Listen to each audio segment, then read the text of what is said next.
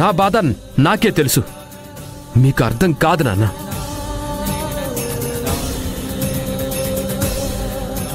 తన మోసాన్ని నేను కళ్ళారా చూశాను. అదంతా అబద్ధమని కట్టుకథలు చెప్తే నేనెలా నమ్మేస్తాను? నా మాట విని మీరు కూడా తన మాటలు వినకండి. నిజం తెలిసాక నాలాగే మీ మనసుకు కూడా గాయమవుతుంది.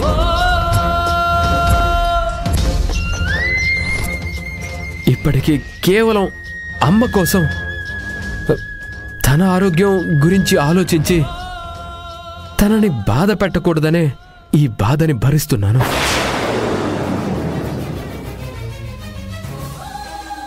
మీరు మాకు పెళ్లి జరిగింది అనుకుంటున్నారు, కానీ ఆ పెళ్లికి అసలు అర్థమే లేదని నేనంటున్నాను.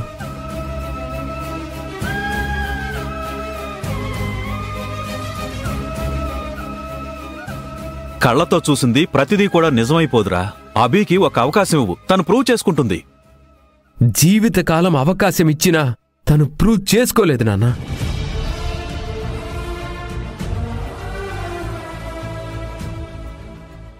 ఎందుకంటే తను చేసింది మోసం కాబట్టి.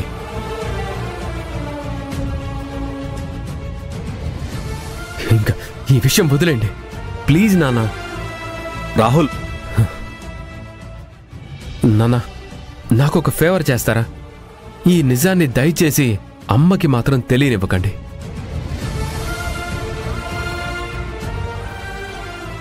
నా వల్ల అమ్మకి చిన్న బాధ కలిగినా నేనది భరించలేను.